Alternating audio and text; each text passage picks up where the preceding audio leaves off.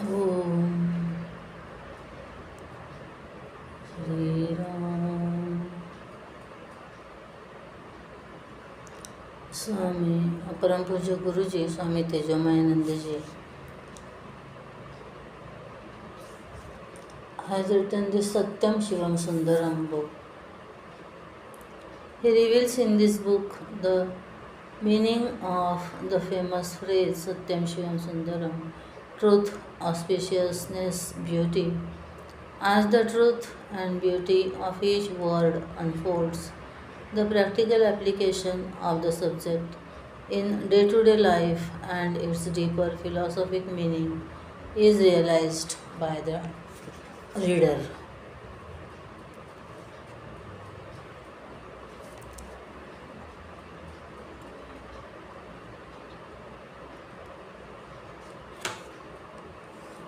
Poojya Guruji Swami Tejomayananda ji is an outstanding teacher of Vedanta with a profound depth beneath his simplicity and humility.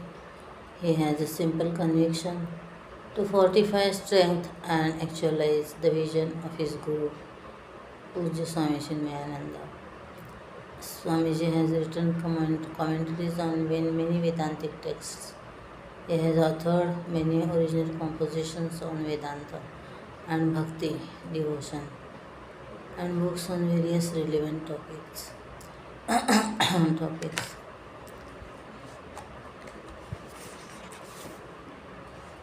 Books on general topics by Swami Tejomayananda ji.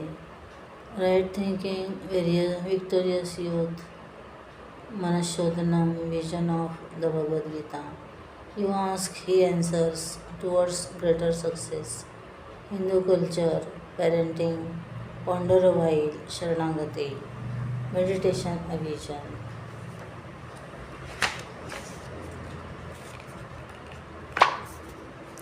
Satyam Shivam Sundaram.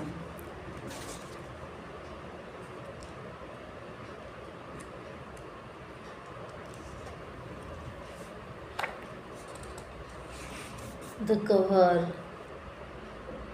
Lotus, the national flower of India and the symbol of auspiciousness, Shivam, and beauty, Sundaram, adorns the blue waters of the infinite truth, Satyam. That formless truth alone is the omniscient and omnipotent Lord, who assumes the form of Shiva, three-eyed one. New Year song, Kshanam Pratikshanam, Yannavam Navam. तच्च सुंदरम सच्च तत्शिवम वर्षनूतनम ते शुभम मुदम उत्तरोत्तरम भवतु सिद्धदम. That which is ever new and fresh, that alone is good, real and beautiful. May this new year bring you greater and greater goodness, happiness and success. Prologue.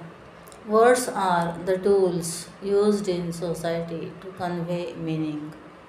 We find that prevalent and frequently used words are very often used superficially. Their deeper meaning is not paid much attention to and is sometimes even forgotten. Sometimes they are partially understood, misinterpreted, or wrongly used.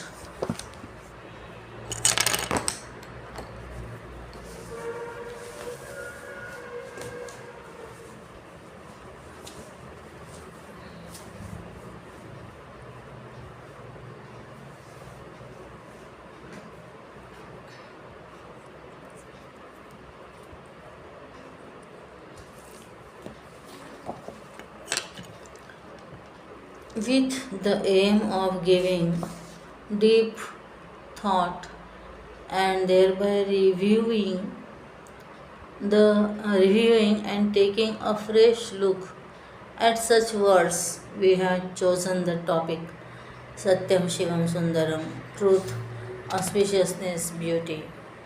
As Indians, we have heard this phrase from our early childhood. It has been with us from ancient times. In recent times,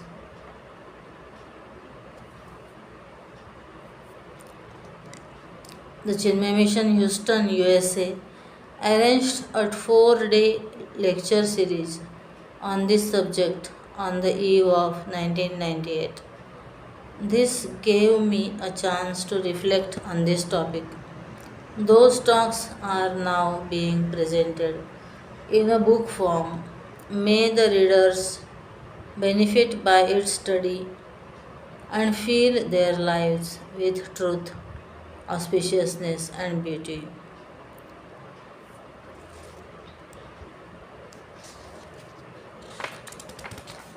The Golden Jubilee celebration of the Chinmay Mission at the Vishwa Sammelan 24th to 31st December 2001 inspired me to compose and set to tune a New Year's song based on this very theme. It is also included on the inside front cover. 2001 first print. Introduction. On the eve of 1998, I wish you all a happy New Year. We all wish each other a happy New Year, but we really do not know how to be happy. If we are told you can be happy by making others happy, our next question is how to make others happy. We may be able to make a person happy for some time, but we know from experience that it is impossible to keep another happy all the time. Our likes and dislikes, moods and thoughts are in a constant state of flux. What makes us happy today may not do so tomorrow. After trying in vain, a woman asked her friend, "How do you make your husband happy?" The latter replied, "Honestly, I do not know. I have never tried." Most of us have tried but have not succeeded in making others, either others or ourselves, happy. Habitually, we seek happiness in objects, relationships, power, fame, and so on. So we think that we can make others happy by giving them these. But our experience has shown that this does not work. It is then that we begin to wonder whether we can really be happy or make others happy all the time. Further, we seek to find out whether the direction of our seeking has been right. On deeper inquiry, we realize that the direction of our seeking has indeed been faulty. We realize that the only true source of happiness is the self. Knowing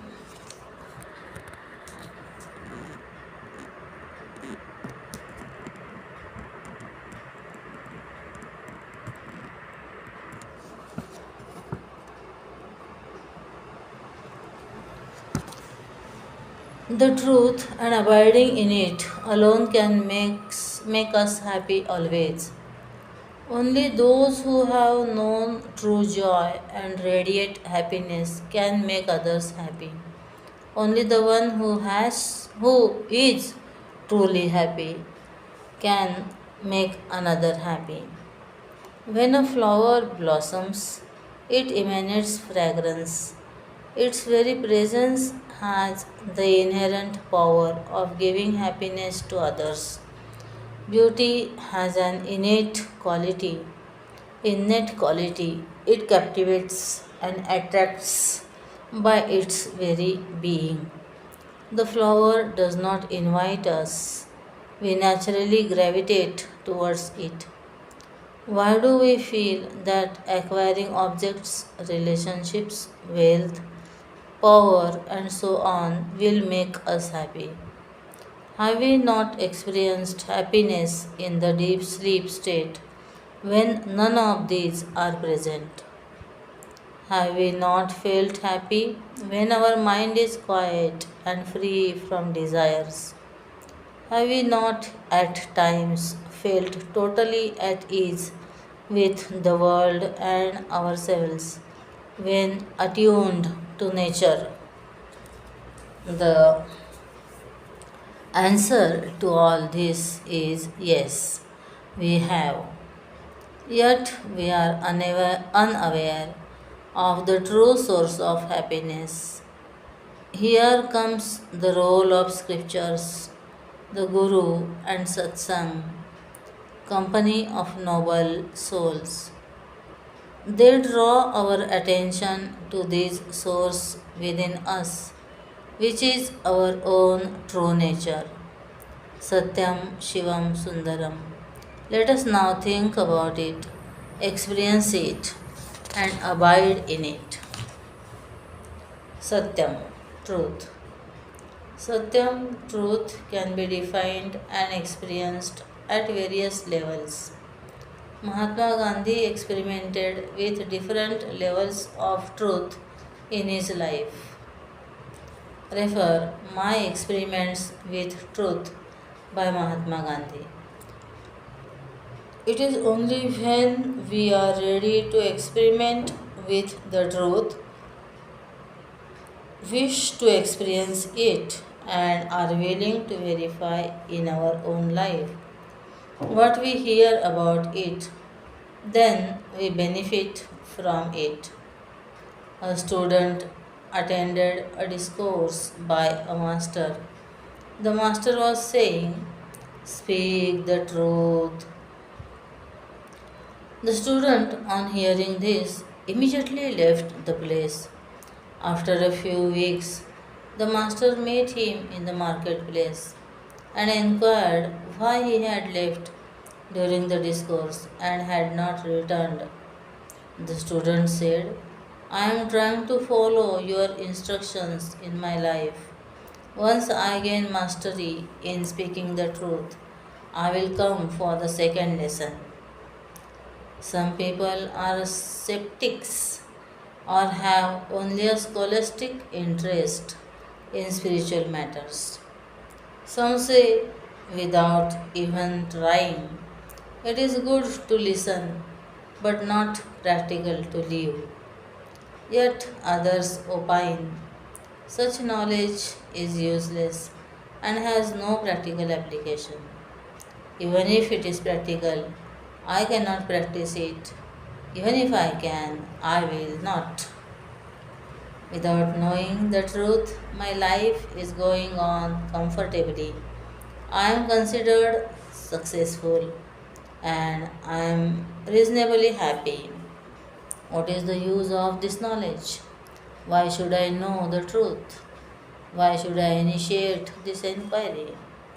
Presently, people are more interested in topics like practical Vedanta, Vedanta, the means to personality development, Vedanta and business management, Vedanta for better relationships, Vedantic tips for better health, Vedanta, the key to success, and so on. They are willing to know or learn about Vedanta only if assured of being better professionals, having better relationships, and acquiring more wealth, power, and fame. We are completely absorbed in the rat race. But let us be warned that in this rat race, even if you succeed, you still remain a rat. The knowledge of the absolute truth has an immensely greater scope. It transforms the finite individual into the infinite reality. It puts an end not only to our immediate sorrow, but destroys all sorrows from all times to come. Becoming successful in the worldly sense, acquiring more wealth, and such achievements are only its minor side effects. We are somehow more interested in the utility of truth than the truth itself. This is because we have more value for material achievements than for the truth. Truth should be known for the very joy of discovering it, experiencing it, and living it.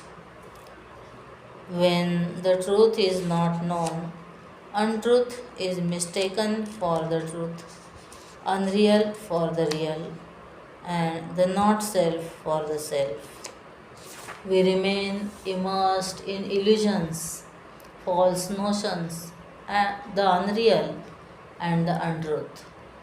Such ignorance is not bliss, it is the root cause of our misery. When the absolute truth is known, it removes our misery forever, Atyantika Dukha Nivrutti, and we gain supreme bliss, Paramananda Prapti. Who then is a fit student for knowing the truth? The following acid test would reveal our fitness to know the truth. If required, am I willing to do what I do not like and give up what I like in order to know the truth? If I am told that the truth would disturb or put an end to my present way of living and thinking, am I still willing to know it? Am I ready to face the truth even if it is discovered to be terrible or bitter? Am I willing to pursue it whatever the cost? I may even have to face death like Nachiketa. If the answer to all the above is yes, then I stand a good chance of knowing the truth. Unpolluted by thoughts of utility, let us begin the inquiry into the nature of truth at various levels. First, absolute truth, Paramarthik Satyam. The reality is truth. Now, what is real? What is unreal? If asked, is the world real? We answer in the affirmative. We are undoubtedly of the opinion that it is so. We have carried this impression for a long time. But how did we determine that the world is real? We have mentally formed a definition of reality, and when the world is tested against this, it is found to be real. What is this definition? What are the criteria by which we determine the world as real? We find that most of us believe the following: perceptibility, drishyatvam. Seeing is believing.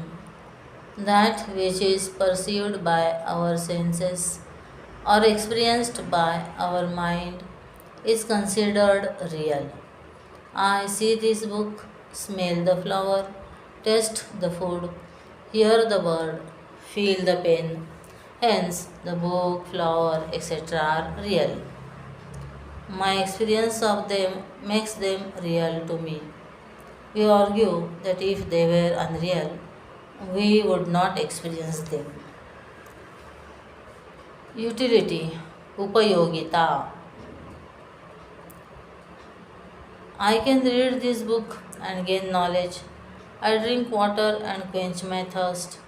I hear the chimes of the clock and know the time.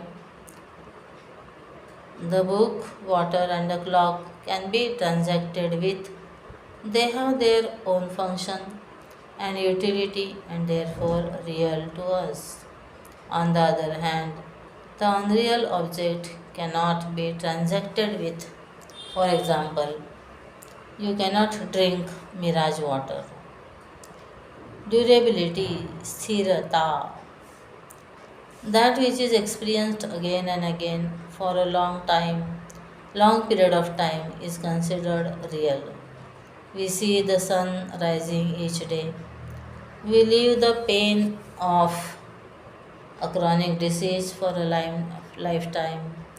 The mother in law nags us for years, hence they are real. If they were unreal, they would disappear in a short while or disappear after an experience like a dream.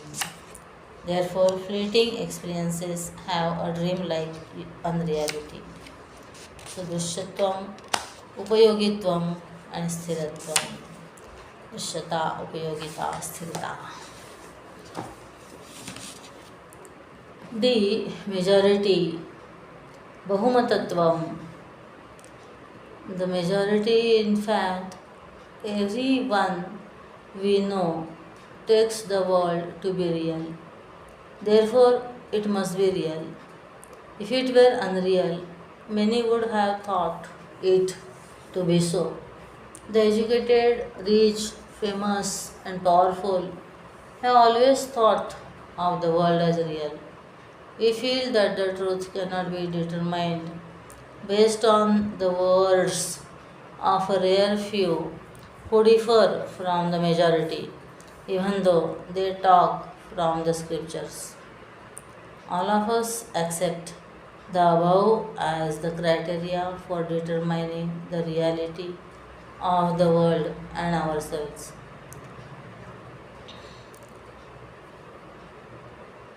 Based on these, we conclude that the world is real.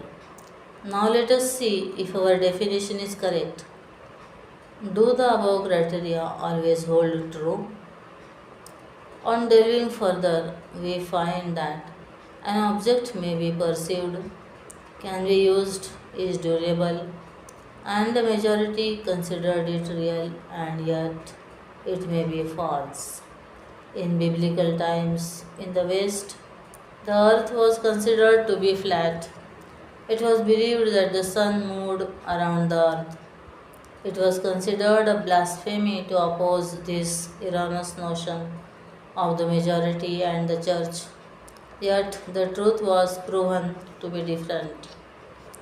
We perceive the rising and setting of the sun, the waning and waxing of the moon, mirage water in the desert, blueness in the sky, and so on. We act based on these perceptions. We wake up when the sun rises and paint the sky blue in a painting. Yet we know that the sun never rises or sets, and that the sky is not blue. So, what we perceive as true may not be true. That a voice is heard is true, but what is spoken could be a lie. In the court of law also, the judgment is passed based on the evidence placed before the court. Even if a person is guilty, if he has a smart lawyer, or if there is insufficient evidence, he could be acquitted. Once a man accused of stealing shoes was taken to the court for trial. The judge, finding him innocent, passed the judgment not guilty. He immediately asked the judge, does that mean I can keep the shoes? Hence, what is seen or shown to us by others or by our own mind need not be the truth. Also, the dream world is perceived, but the dream water does not quench one's thirst in the waking state. The dreamer may experience lifetime in a dream and considers the dream world real. Yet we know it is not real. It is evident that the above criteria cannot determine the truth conclusively. Then, what is the determining factor? Why is the dream unreal even though it seems real to the dreamer? On waking, the dreamer and his entire dream world are negated. Therefore, uncontradictability, abadhyatvam, conclusively determines the reality, satyatvam, of an object. When a person's words get contradicted, he is said to be lying. King Janaka dreamt that he was a beggar, dying of hunger. On waking up, he asked the wise men in his court, who is the real Janak, the beggar or the king? Both seemed very real when experienced. Sage Ashtavakra told him that neither the beggar nor the king was real, as each was contradicted by the other. That which remained ever present in both these experiences is real. A flower is seen and it emits a fragrance which is smelt. It is taken to be real, but when one touches, it is found to be of paper. The experience of the eyes and the nose gets negated by the touch and vice versa. Therefore, which means of knowledge should we believe in? In this case, touch is the determining factor in deciding the reality of the flower. Even though the two senses, eyes and nose, say it is real, touch proves it to be unreal. Touch is called the powerful means or authenticate means, prabal pramana in this case. Therefore, truth is that which gets confirmed by authentic means and does not get contradicted by any other means. A doctor declares a patient dead, but thereafter the patient gets up. Whose experience is more authentic? Naturally, the patient's, even if the doctor has a lot of degrees and years of experience. In determining the absolute truth, which is beyond the mind and the senses, the Vedas, Shruti, are the authentic means. They are the declarations of truth realized by the great seers in their seat of meditation. This can be arrived at through logic, yukti, and confirmed by our own discovery of the truth, anubhuti. The Gita 2.16 says, the seers have determined the truth and understood what is real and unreal. That which is unreal has no existence, and that which is real has no non existence. नासतो विद्यते भावो नाभावो विद्यते सतः उभयोरपि दृष्टोऽन्तः तनयोः तत्त्वदर्शिभिः तनयोस्तत्त्वदर्शिभिः. The truth never gets negated nor does it become absent. It is not subject to appearance and disappearance. That which ever is and never ceases to be is real. What is that which ever is? We see that a tree exists when cut logs exist, when chopped further sticks exist, when burnt ashes exist. In and through all the changes in the name, form, and attributes, the existence, the is the object, isness of the object is ever present. Let us consider another example. I am a husband, a brother, a father, and a son. In and through all my relations, I am remains unchanged. Existence, which is my true nature, remains uncontradicted. Hence, it is the absolute truth. Adi Shankaracharya defines truth as that about which our thoughts do not change.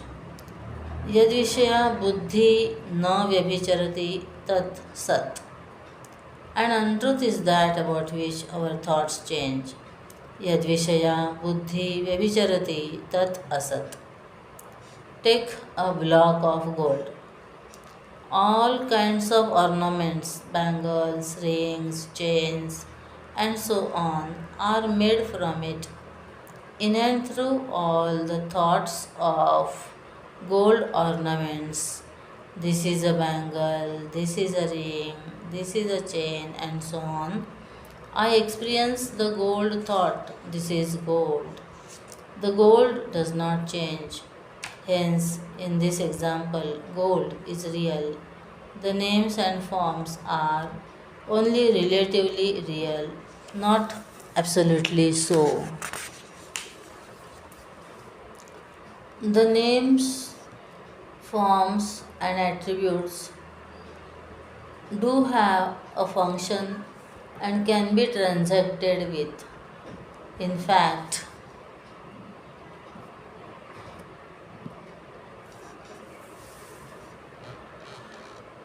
without them, no transaction is possible. I cannot wear a block of gold. I can only wear a chain. Similarly, I need to use a clay pot to carry water. I cannot carry water in a clod of clay. Even though transaction is not possible without a name and form, we actually experience the substance or the essence alone.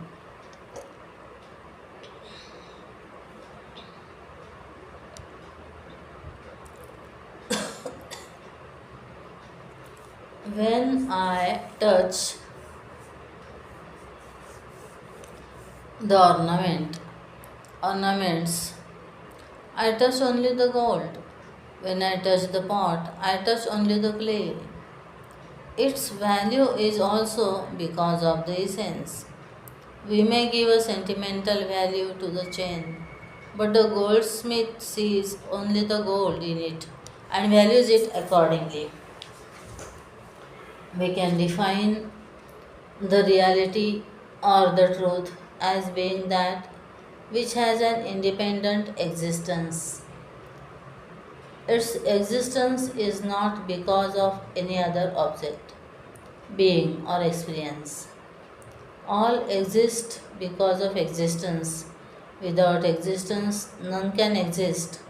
In Saddarshan, Raman Maharshi says, can there be thought of existence of any object without the existence principle, the truth? Sat pratyaya kinnu vihaya santam. Even the concept of non existence cannot exist without existence. What then do we consider as unreal? The unreal is that which has no independent existence.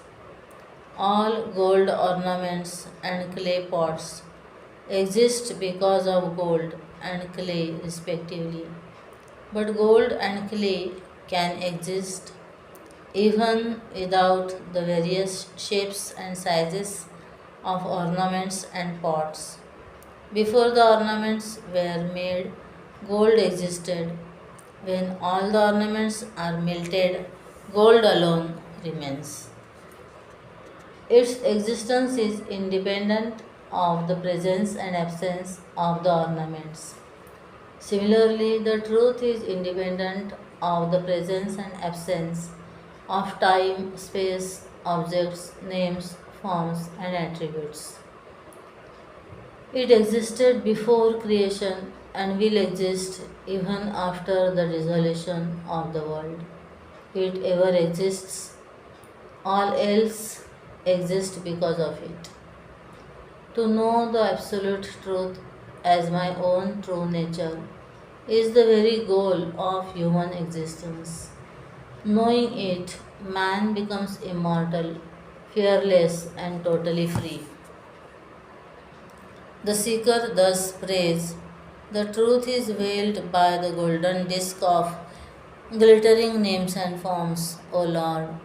Remove this veiling and reveal thyself to me, who am the seeker of the truth. Ishavasya Upanishad. Mundaka Upanishad says that the path to the highest truth is led by the empirical truth. Satyena pantha vitato devayanaha. By following the principle of truth in our daily life, we become fit for gaining the absolute. Now we move on to the discussion of truth at the empirical level. Empirical truth, Vyavaharik Satyam. Truth has a very important role to play in our day to day life. It is a fundamental value and its adherence is considered the common duty, Samanya Dharma, for all of mankind all through life. It is said that God is truth. Truth in philosophy is called God in religion. All religions of the world give importance to truth. It is the very foundation for a good life. Following the principles of truth makes us strong within, integrates our personality, endows us with peace of mind, confidence, fearlessness, and gives us credibility and respect from others. It spreads goodness in society and helps to integrate it. A true a truly honest man has the strength to make mighty powers bow before him. Even the phenomenal powers change their nature in front of him. When Sitaji entered the fire to prove her purity, Agni Pariksha, even fire changed its nature and became cold. Now we shall discuss some interesting aspects of truth. Speak the truth, Satyam Vada. From early childhood, we are told to speak the truth. Religion too advises us to do the same. Even in court, we take an oath I will speak the truth, the whole truth, and nothing but the truth. Yet, this value seems to be so difficult to follow. Why? To state facts as they are without exaggeration or hiding is to be honest. Half truths or exaggerated facts are also untruths. When facts show us in a bad light, deny us some material benefit, or lead us to discomfort, we generally resort to untruth. If I tell others I do not pay taxes, I would be known as a cheat, so I lie. If I lie about my caste, I would be eligible for admission in a good college even without getting good grades, so I lie. If I confess I have stolen, I would be jailed, so I lie. Popular opinion holds that honest people suffer. The dishonest become rich, succeed, come to power, and are respected. Therefore, dishonesty pays. There is no place for honest people in the present day. Is this true? Superficially, dishonesty seems to win. But if we take a closer look, we realize that it has disastrous consequences.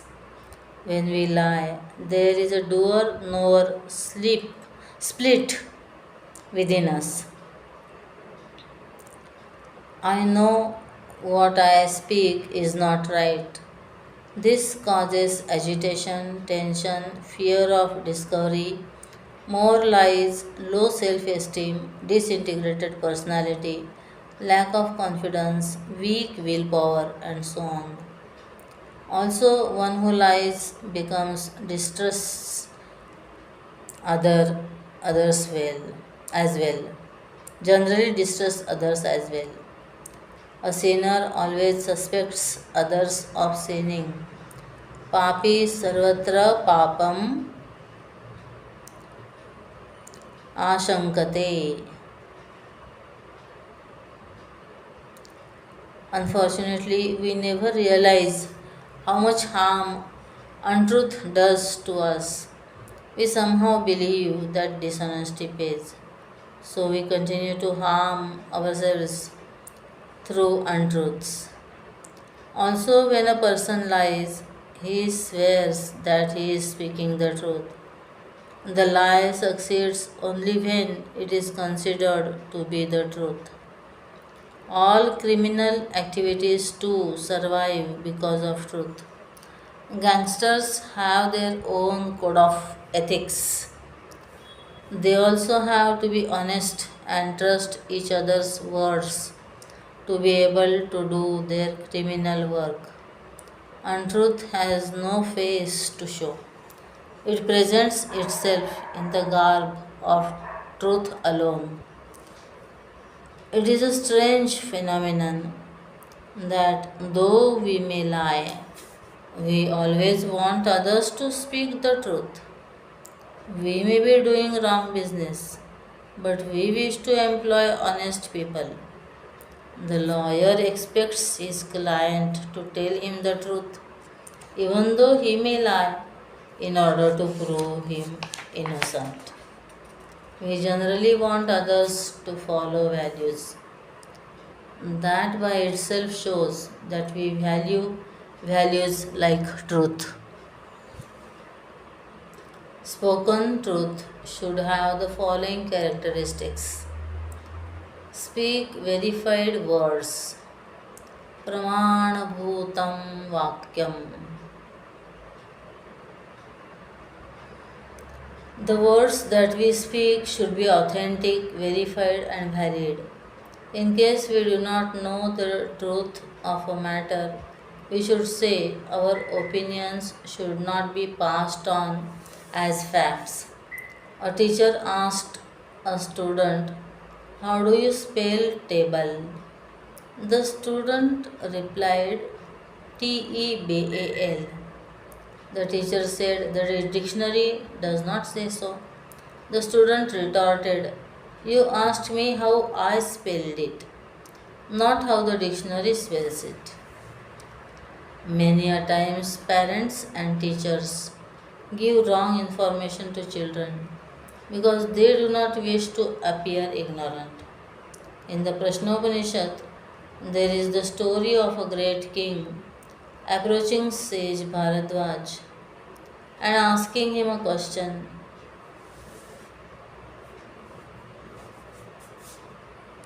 Vippalayan. The sage confesses that he does not know the answer. Acha Bharadwaj confesses that he does not know the answer. The king does not believe that such a great soul would not know the answer. The sage said, "If I knew, why would I not tell you? However, if I lie, my entire family will be destroyed, and the great name of my ancestors will be tainted. I shall therefore not lie." The sage later asked sage Pippalad to remove his ignorance. Speak sweet words, priyam bruyat. Sometimes the truth may be bitter and unpleasant. If, however, one has to speak or convey an unpleasant fact, it should be spoken sweetly, pleasantly, gently, and softly. The Ram was exiled, Sri Ram was exiled to the forest on the day of his coronation. He broke this news gently to his mother, saying, "My father has given me the kingdom of the forest. Pita dena mohi kanana raju."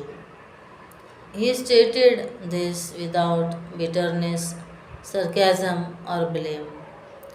One should prepare the other person before speaking a bitter truth. I am going to say something which may not be very pleasant. To be rude and blunt is not in keeping with the spirit of speaking the truth.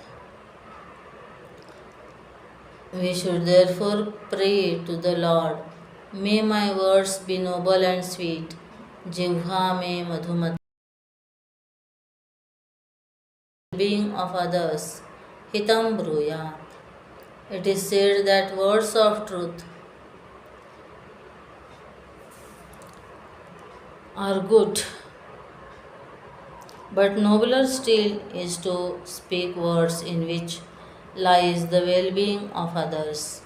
That alone is the truth. सत्यस्य वचनं श्रेयः सत्यादपि हितं वदेत् यद्भूतहितम् अत्यन्तं तत्सत्यम् इति मतं मम. Yudhishthir, prompted by Sri Krishna in the battlefield of Kurukshetra, said that Ashwatthama was dead. He knew that Dronacharya understood it to be his beloved son, and not the elephant of that name which had died. Sri Krishna acted for the well being of all, and therefore this was not dishonesty. At times, a doctor has to lie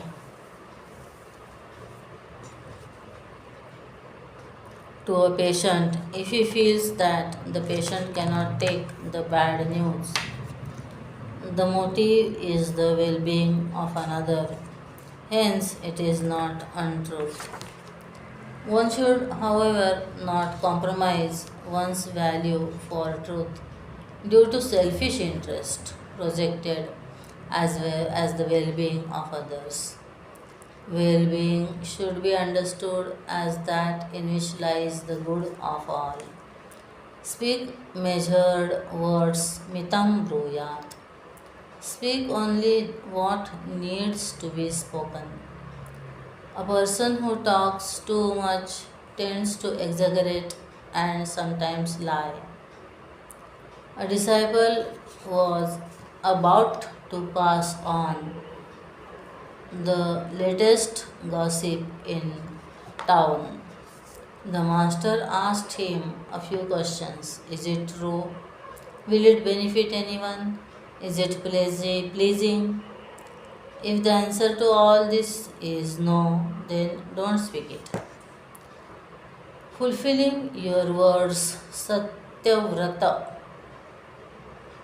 To take a vow, to make a resolution and fulfill it, or to fulfill the promise given to other, come what may, is called Satyavrata. We take on religious vows and try to find loopholes in fulfilling them. We make resolutions about dieting and then break them. People have a habit of giving false assurances and promises. Sometimes they do not mean it, even as they say it. We often hear, I will definitely come to your house, even when the person means he definitely will not. Before elections, politicians promise, if elected, I will give jobs to all. An impossible promise to fulfill. Sometimes the words are meant when they are spoken, but later people change their resolve as it proves too much trouble to fulfill it. They also change their minds out of selfishness or indifference. Many even forget that they have given their word. If they remember, they lie about it or say that they never meant it.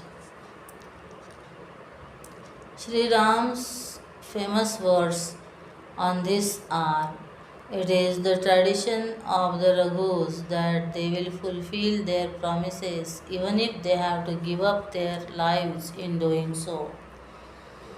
रघुकुल रीति सदा चली आई प्राण जाए पर वचन न जाए. The noble king Harishchandra was called Satyavrati Harishchandra. as he underwent immense difficulties in order to fulfill his words. Devavrata was called Bhishma, one of great vow, when he took the vow of lifelong celibacy. In India, performing the Satyanarayan Puja and reading the Satyanarayan Katha is quite common. Therein are stories of people who promise to perform the puja in order to gain something. When the Lord fulfills their desire, they forget to keep their promises. They are subjected to the Lord's anger and lose everything. In repentance, they fulfill their words, and the Lord is gracious again. People ask, why should the Lord get angry? Why does He need our worship? They are mistaken. They miss the point altogether. They do not think, why did the person forget his promise? The Lord is compassionate enough to remind him of his unrighteous act. He sets the man on the right path. If everyone fulfilled their words, then written agreements, affidavits, and courts would have no role to play. The spoken word itself would be enough. But we see that even after writing, people go back on their words. One should, however, think well before taking a vow or making promises. Bhishma took a vow that he would be loyal to the throne of Hastinapur. This was one of the causes of the Mahabharata war. If he had vowed loyalty to righteousness, the great disaster could have been prevented. Intellectual honesty, Rutam. The truth ascertained by the study of scriptures at various levels is called Rutam. Shastra Nirmitam Satyam. Our conviction about the absolute truth, its nature and role, about truth as a value to be followed in life, the truth about ourselves as we are, is all Rutam.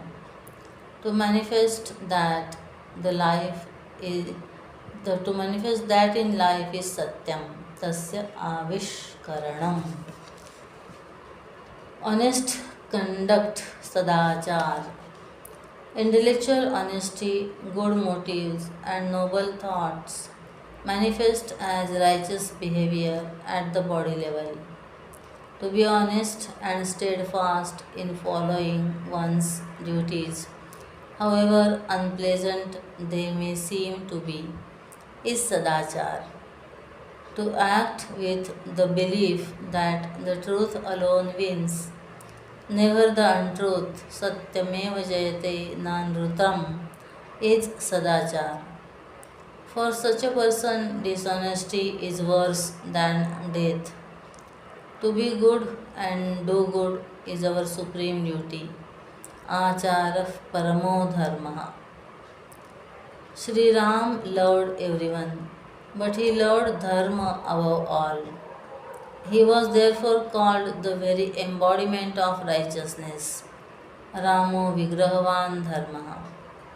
When we speak what we think and do what we speak and think, there is an integration within us.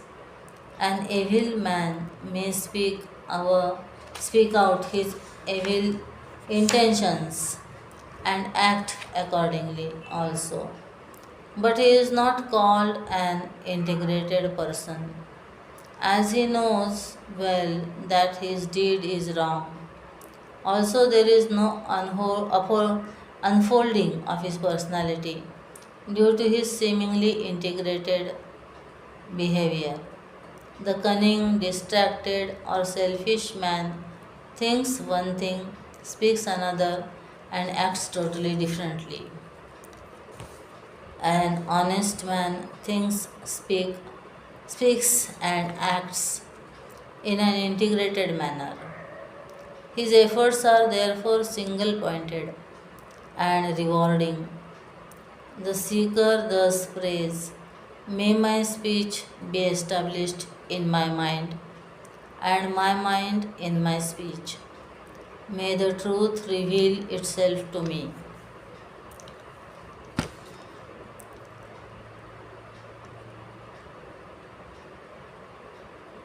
वाङ् मे मनसि प्रतिष्ठिता मनो मे वाचि प्रतिष्ठितम् आविराविर्मयेधि.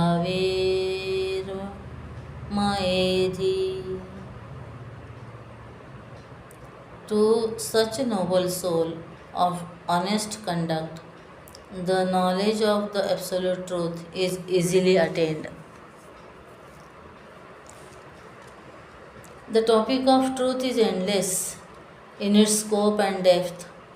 We have touched a few of its aspects. In the end, we conclude by stating that the Lord resides in the heart of each, and the Lord is the truth, and hence each one knows within what is truth and untruth. The inner voice prompts us to be always honest. In some it is clear, in others dulled and ignored, but present all the same. It is heard when you are alone with yourself, when you face yourself or look within. Satyam itself is Shivam. Hereafter we shall discuss what is Shivam, auspiciousness. Shivam, auspiciousness. Shivam, auspiciousness, also means consciousness, Chaitanya, peace, Shantam, purity, Shuchi, final beatitude, Moksha, sacredness, Pavitrata, and well being, Kalyan. We shall explore a few of these meanings at various levels. Shivam is Satyam, truth. From the absolute standpoint, Shivam is Satyam. Satyam, we have seen, is that which ever exists, never gets negated, is imperishable, unchanging, the very existence principle because of which all else exists. How does one realize this truth? We experience this world through the equipment of the body, mind, and intellect. The limitations of the body and senses, the likes and dislikes of the mind, and the concepts and capabilities of the intellect color our vision of the world. Also, our cultural, religious, educational, economic, social, political, and national backgrounds influence our perception of the world. We realize that we do not see the world as it is, but as shown to us by our equipment. To see the truth of the world and ourselves as it is, we would have to withdraw the body mind equipment. Kathopanishad 2.6.10 declares, when the five senses along with the mind and intellect are stilled, then one experiences the supreme goal, the truth. यदा पञ्चावतिष्ठन्ते ज्ञानानि मनसा सह बुद्धिश्च न विचेष्टते तामाहुः परमां गतिम्. The truth experienced as pure being is itself Shivam, my own true nature. Shivam is consciousness, Chaitanya. The Kaivalyopanishad 1.18 says, that which is different from the three states of consciousness and the experienced, experiencer, and experience, the witness consciousness is the ever auspicious self. त्रिषु धामसु यद्भोग्यं भोक्ता भोगश्च यद्भवेत् तेभ्यो विलक्षणः साक्षी चिन्मात्रोऽहं सदा शिवः. The three states of consciousness that each one of us undergo each day in our life, as the waking, dream, and the deep sleep. Each state is negated by the other. The waking is not experienced in the dream, and vice versa, and both are not experienced in the deep sleep. All the three states are illumined by me. I remain a witness apart from these three states. The triad of the experienced, experiencer, and experience are finite, inert, ever changing, and interdependent. The witness of these three is of opposite nature. It is infinite consciousness, immortal, and independent. This witness consciousness is called Shiva Tattva, the very principle of auspiciousness. Shivam is the life giver. Just as light is one of the manifestations of electricity in the filament of the bulb, life is one of the manifestations of consciousness in our inner equipment, the mind, intellect, or the subtle body. It is this association with the Shiva Tattva as life that makes this body alive, dynamic, sacred, beautiful, worshipped, precious, pampered, and loved. When life ebbs away, the same body decays, stinks, bloats, and becomes inauspicious. The body is made up of inert matter. Its components like blood, bones, or flesh, when seen individually, only fill us with disgust and repulsion.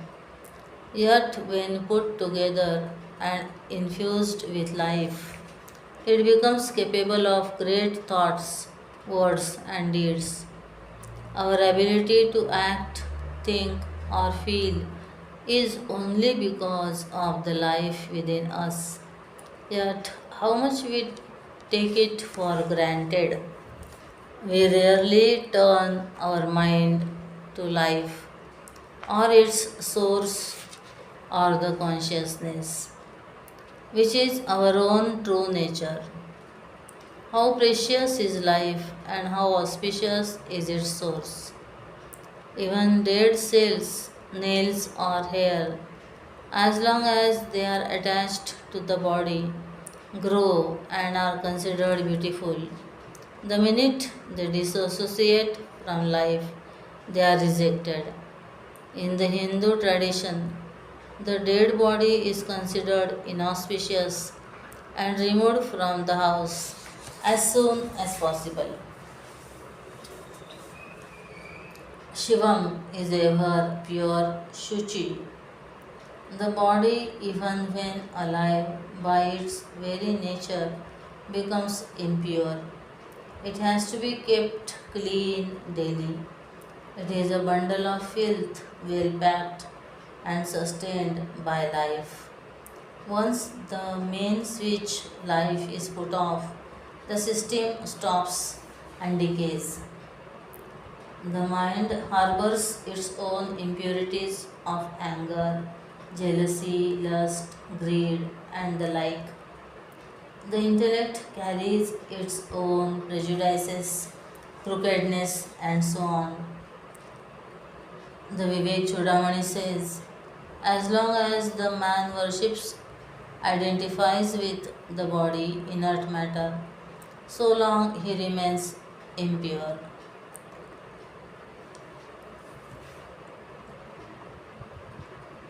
शवाकारं यावद् भवति मनुजस्तावदशुचिः The witness of the body, mind, and intellect is free from their impurity and is ever pure. Shivam is peace, Shantam. Consciousness is one without a second and is all peace. Shantam Shivam Advaitam. Only when there are two objects can there be discord, noise, or agitation. In the non dual consciousness, there is peace alone. This peace is not the inauspicious or fearful peace of the cremation ground. It is an auspicious and joy giving peace that passeth all understanding. Agitation, tension, restlessness, desires, fear, and anxiety are the cause of disquiet. All these occur in the mind. Consciousness which illumines the mind is beyond the mind and is therefore ever peaceful, truly auspicious. Shivam is liberation or final beatitude, moksha. Sorrow is bondage. Finitude gives rise to sorrow. There is no joy in finitude, no alpe sukhamasti. When we identify with the finite body, mind, intellect, we experience sorrow and bondage. We falsify this identification and know our own true nature is called liberation, final beatitude. This state is Shiva. Meditation on the form of Shiva, Saguna Upasana. Those who are born in the Hindu culture associate the word Shiva with the form of Lord Shiva. Meditation on the form of Lord Shiva can lead us to Shiva Tattva, and we can also appreciate the great qualities of the one who ever abides in Shiva Tattva. We shall therefore focus our attention of a few aspects of the Lord. Shiva as pure auspiciousness. Shiva is consciousness incarnate. His wife Parvati symbolizes Prakriti, matter, or Maya, the power of the Lord. When Shiva wields his Maya, he is called Ishvara, the Lord of the universe. Maya creates this world of innumerable names and forms in the presence of Shiva. He is the illuminator and the enlivener of the universe. Maya has no existence apart from Shiva. Shiva, however, exists even without Maya. Let us now review the symbolism attached to Shiva in his Saguna form. Shiva's family. The family of Shiva, Parvati, wife, Ganesh and Kartikeya, sons, is indeed mighty. Each has immense physical and spiritual prowess, which are used for the welfare of the universe. The children respect and revere their parents and they live together in harmony. Despite living in the family, Shiva is ever absorbed in meditation. That is, he performs his spiritual practices and day to day activities whilst remaining centered in his true nature. Shiva's servants, the blind, lame, ghosts, one eyed, and such others who are rejected and shunned by the world, are employed by the compassionate Lord. They live in harmony with each other whilst serving them. Family vehicles. Certain animals have a natural enmity with each other, but due to the presence of Shiva, they give up their enmity. and live together in peace. The lion eats the bull, the peacock kills the snake, which in turn preys on the mouse. But in Kalidas, but in Kailas, the lion, Parvati's vehicle, the bull, Shiva's vehicle, the snake, Shiva's ornament, the mouse, Ganesha's vehicle, and the peacock, Kartikeya's vehicle, live together. Shiva's vehicle, Shiva rides the bull Nandi. Nandi symbolizes dharma or righteousness. Only one who rides the path of righteousness will reach perfection. In every Shiva temple, Nandi faces the Lord. There is no obstruction between him and the Lord. Shiva's ornaments, snakes of all sizes and shapes, form the ornaments of Shiva. That which normally creates fear and revulsion, when it comes in contact with the Lord, becomes his glory. Shiva's makeup, the Lord smears ashes from the cremation ground all over his body.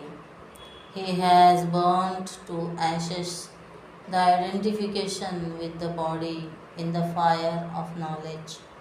Also, the final destination of the body is the cremation ground. One should always remember that the body we pamper so much will one day be reduced to ashes. We should therefore not get attached to it, accept the changes in our body without resistance, and learn to age gracefully.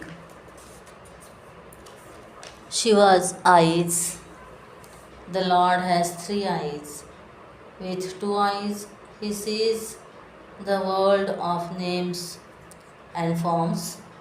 With the third eye of wisdom, he sees the truth beyond the names and forms. The two eyes are the eyes of compassion and justice. Compassion out of context of justice would lead to chaos, while justice without compassion could lead to cruelty. With the third eye of wisdom, the Lord dispenses justice with compassion. The two eyes represent the sun, intellect, and the moon, mind. The third eye stands for the fire of knowledge, which burns away ignorance. It is with the third eye that the deity of passion, Kamadeva, was burnt. The Lord opens this eye at the time of the dissolution of the universe. The crescent moon. Shiva wears the crescent moon on his head. The moon is the deity of the mind. Shiva is one who has controlled his mind. The holy Ganges. Shiva bears the Ganga in his matted locks. She symbolizes knowledge and devotion. Shiva gives the highest place to knowledge and devotion. He manages to keep his head cool under all circumstances. Shiva's snake. Shiva's snake is blue since he swallowed the poison that emerged from the churning of the Milky Ocean. Only the brave and mighty can swallow difficulties without perishing. It becomes their glory. Also, he did not allow his head or heart to get poisoned or embittered. He went through difficulties with great fortitude and forbearance. With a smile on his face, Shiva's residence. Shiva lives in Kailas with his family.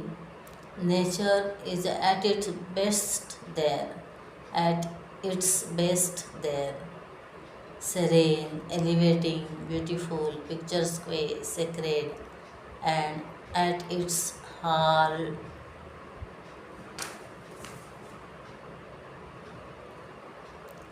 harshest, harshest, harshest snowbound and without any foliage.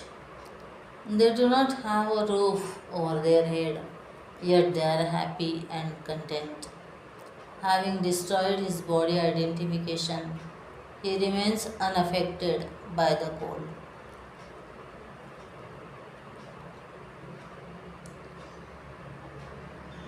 Shiva with Ganga and Parvati. With Ganga on his head and Parvati by his side, Shiva continues to meditate. He has won over passion. Shiva's trident. The trident represents the three states of consciousness: waking, dream, and deep sleep. The three bodies: gross, subtle, and causal. The three qualities of knowledge: sattva, activity. So, qualities of knowledge: sattva, activity, rajas, and inertia, tamas.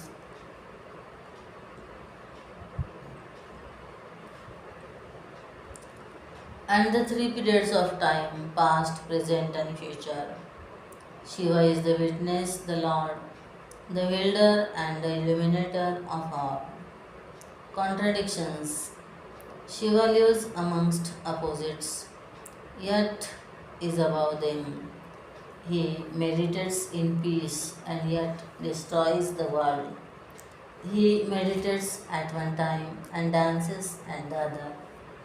The necklace of skulls around his neck represents death, and the nectarine rays of the moon, immortality. He wields both. Parvati is beauty incarnate, and his servants Shivaganas are ugly. Parvati is dressed in her best, and Shiva has barely any clothes. Being centered in the pure self, he is beyond the pairs of opposites, Dvandvatita. These are just a few aspects of the Lord.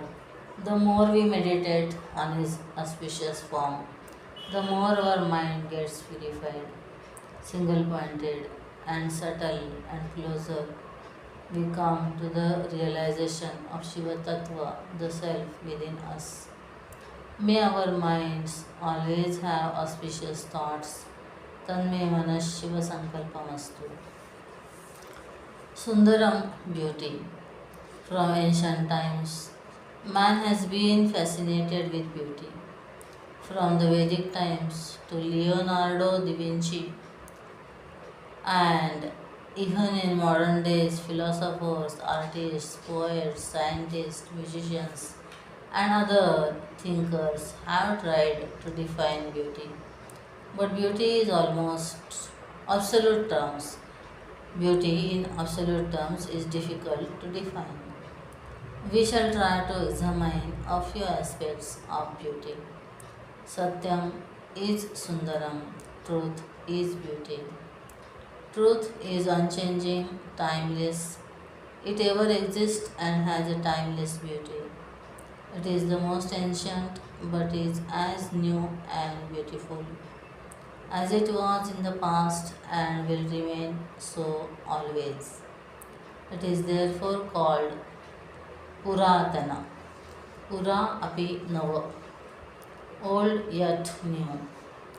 Seekers on the path of truth have beautified their life.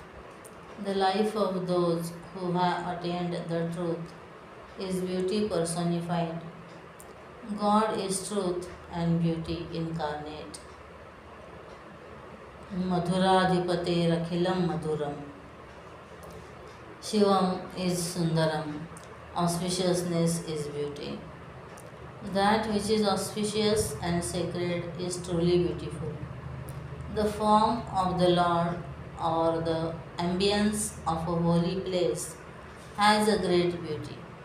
Also, it is the manifestation of consciousness as life that makes every being alive, dynamic, and beautiful. A dead body is no more attractive or beautiful. It decays and falls apart. Aspects of outer or physical beauty. Beauty delights the senses and the mind. The senses and the mind are pleased when an object, being, or situation is proportionate, symmetrical, rhythmic, conducive, in consonance and in harmony. The scriptures on art, architecture, music, dance, literature, and the like have guidelines regarding the same. Students in the present day too are taught how to manifest beauty in their field of work. A master had two students learning Sanskrit. One day, as they were going, they saw a snake perched on a dry tree. The teacher asked both to describe the scene. One said, in matter of fact words, Shushka Vrukshasti Tadupari Sarposti. The other said poetically, Nirasa Taruriha Rajati Purata Tadupari Rajati Fanipati Raja. Both mean the same, but the latter delights the heart. That which is striking, fascinating, attractive, awesome, wondrous, gentle, delicate, soothing, harmonious, and natural is beautiful. Nature, in all its aspects, is always beautiful. There is so much beauty in the innocent face of a child, softness of a flower, grace of a tiger, flight of a bird, sound of the ocean, strength of an elephant, dewdrops on a leaf, and the sunrise over the mountains. There is also the beauty of the Taj Mahal, sound of the flute, vast scope of technology, grace of a gymnast, sight of a painting or a sculpture, a handsome person and good clothes. Man-made beauty too tries to excel itself all the time, but nature makes no effort. It excels effortlessly. Beauty also lies in perfection and in striving for perfection. Beauty is ever new. Kalidas, the famous poet, said, that which is fresh and new every moment is beautiful. क्षणे क्षणे यन्नवतामुपैति तदेव रूपं रमणीयतायाः. A child gets up looking so fresh and rejuvenating.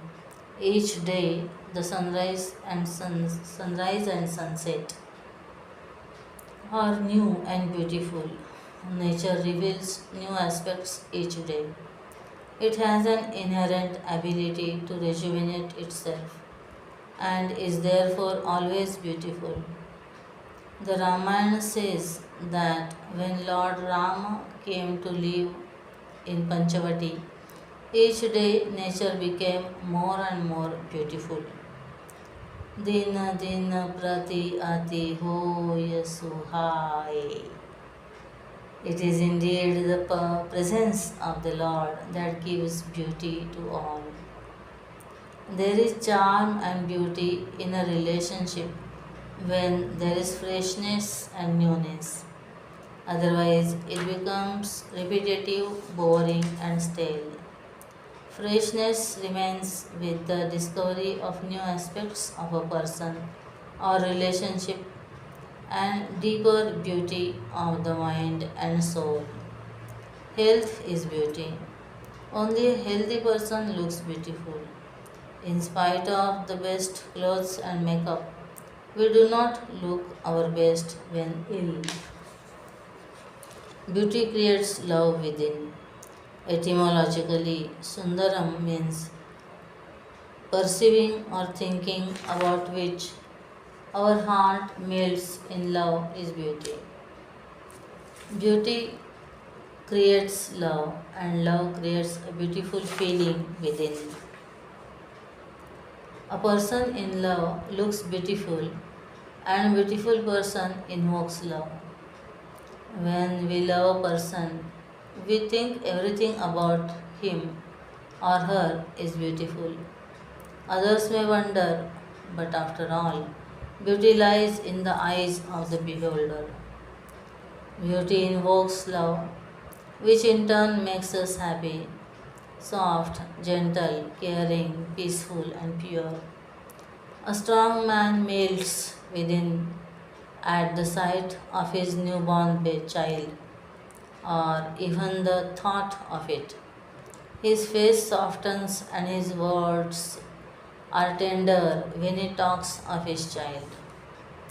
Beauty prompts movements towards the object of beauty. Since beauty is joy giving, man is naturally attracted mentally and physically towards that which is beautiful. Even great sages meditating on the formless truth were irresistibly drawn to the beautiful form of Sri Ram as he was passing through the forest. The gopis followed Sri Krishna wherever he went. Ugliness, on the other hand, creates disgust and revulsion and a movement away from that which is ugly.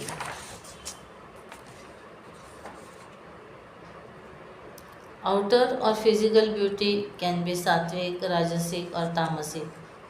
Sattvic beauty is natural, more lasting, refreshing, elevating, peace giving, and soothing.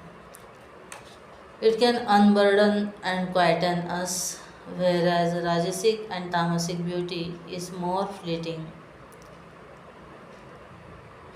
superficial, exhausting, artificial, and degrading. It creates craving, passion, agitation, greed, and tension, and it completely enslaves us. The world gives great importance to outer or physical beauty. The beauty industry and its beauty clinics, beauty parlors, fashion houses, cosmetic industries, health clubs, jewelry shops, and so on is prospering. Everyone is out to conquer the world through their looks, smart clothes, and fast walks. Talk. It does have its impact. Many fall in love at first sight and live to regret on second thought. Inner beauty. The inner beauty of the mind and intellect is something which is generally neglected. This concept is elaborated in the following Sanskrit verse. नरस्याभरणं रूपमो रूपं रूपस्याभरणं गुणः गुणस्याभरणं ज्ञानं ज्ञानस्याभरणं क्षमा. The ornament of man is his physical form. The ornament of the form is his inner virtues. The ornament of his virtues is his knowledge, and the ornament of his knowledge is forgiveness. The ornament of man is his physical form. It has already been mentioned that the first thing that attracts us to a person is his or her physical beauty. It is said that a girl chooses a husband for his good looks, Kanya Varayate Rupam. Even though her father looks for wealth, no, his mother looks for wealth, Mata Vittam, and the father for education, Pita Shrutam, in a son in law. But other outer beauty is not lasting, it is only skin deep. Physical attraction wears out. Something deeper is required to sustain the love and attraction. The ornaments of the physical form are virtues. Virtues like humility, compassion, accomodativeness, cheerfulness, enthusiasm, non injury, truth, self control, and charity add beauty to a person. Even an ugly person is considered beautiful if he or she is virtuous. These virtues can grow as one ages. They give lasting beauty and joy to man.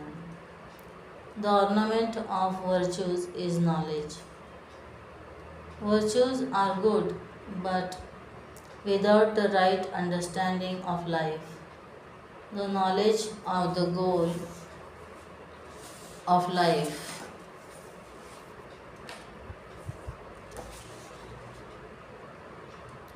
the discrimination between the good and the pleasant, bondage and liberation, do's and don'ts. It does not create a feeling of respect in others. People with right understanding conduct their own lives beautifully and also become ideals for others. Adi Shankaracharya says that knowledge is that which quietens the extrovertedness of our mind and senses. Tadjnanam prashamakaram yadindriyanam. When man stops his mad rush towards sense gratification, he is called wise and mature. It is also said that the result of knowledge is the elimination of wrong notions and withdrawal from false pursuits. Vidya phalam syadasato nivrittihi. A person sees a shining object on the beach and mistakes it to be a piece of silver. He looks around and proceeds cautiously towards it to take it. Finally, when it is in his hands, he discovers it to be a worthless bit of mother of pearl. Knowing its true worth, he has no hesitation in throwing it away. The ornament of knowledge is forgiveness. Forgiveness, patience, tolerance, and fortitude are great virtues in anyone. When they adorn a man of perfection, a wise man, or an intelligent and capable person, they are even more beautiful. It is normally seen that a perfectionist is impatient with the imperfections of others. The intelligent man is intolerant of a deluded one. Most get angry when a servant fails to understand them. The healthy man is insensitive towards the sick. An artistic person looks down on one without an aesthetic sense. But to forgive, withstand, tolerate, and accommodate strength to forgive. Some forgive and forget the hurt, but reminding the husband how he had hurt her. When he said, "Have you not forgiven me?" She replied, "I have forgiven and forgotten, but I don't want you to forget." Some harbor the hurt within but do not retaliate, while yet others plot ways of avenging the hurt. Tulsidas ji says, there is none like Lord Sri Ram. He is beautiful, full of knowledge, compassionate, loves even the weak, gives generously to others without any selfish motives, liberates even his enemies, and by a drop of his grace, even a dull witted person like me has gained supreme peace.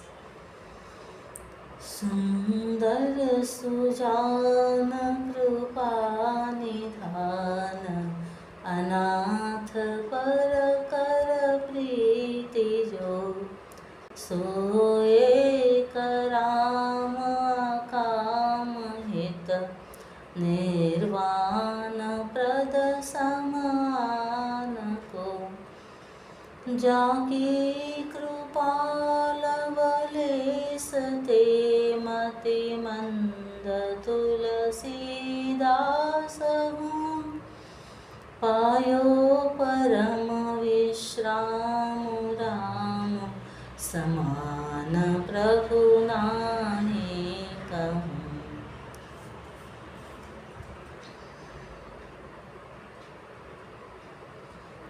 When one looks at such holistic beauty, which has physical, emotional, intellectual, and spiritual beauty, one's mind is elevated.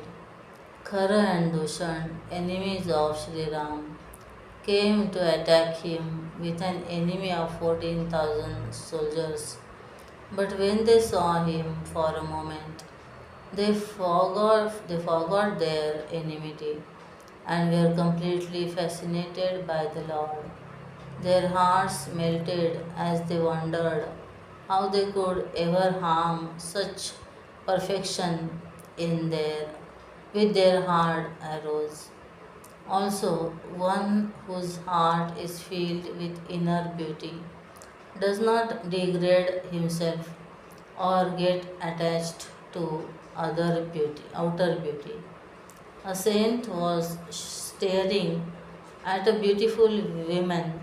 Some of his devotees gently told him that it was not decent to stare at a woman. He said, I was admiring the Lord who created such beauty. How much more beautiful must he be?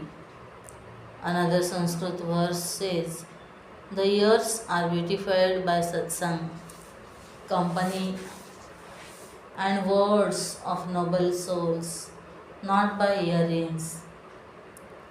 The hands are beautified by charity, not by bangles. The body of good people is beautified by the good deeds and not by the sandal paste. Shrotram Shrutena Natuka Kundalena Danena Panina Tu Kankanena Vibhati Kaya Khalu Sajjananam Paropakareena Natu Chandanena. A lady was admiring the earrings given by her husband. She thanked him profusely. He said, don't just thank me, thank the God, Lord, who gave you the ears to hang them on. Outer decoration beautifies the body. However, the purpose for which each organ and limb is given to us should be fulfilled. Then alone is there true beauty. The ears are meant to listen the noble thoughts, to gain knowledge, which blesses others and ourselves. Yeah, it is not meant for listening to gossip and trash. The hands are meant to give what we have to the needy and the weak.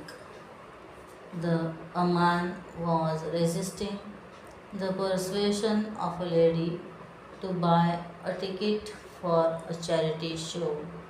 Finally, he said, I cannot come for the show as I am busy, but I support your cause in spirit. The lady was quick, she said, then buy a ticket for your spirit. People we find generally avoid giving in charity. It is good deeds done without selfish motives which are the true decorations of man. Makeup, ornaments, and clothes are merely superficial adornments. Someone said, your inner beauty gets reflected in the smiles on the faces of people around you. A young man belonging to a particular parish, parish never attended Sunday Mass.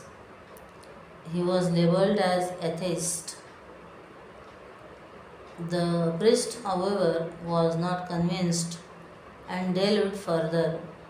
He found out what he did each Sunday and declared to the congregation, this young man is the most devout believer. An old man in the far off village is abandoned by all to attend Sunday Mass. He goes there to serve the old man. When we say that earrings, bangles, and makeup do not adorn a person, we are not criticizing physical beauty. We only point out its limitations and praise inner beauty. The scriptures too say that a thing should not be criticized for its own sake, but to praise another, so that man will take to the good and leave the opposite. Nahi ninda nindyam ninditum pravartate kintu vidheyasya stutyartham.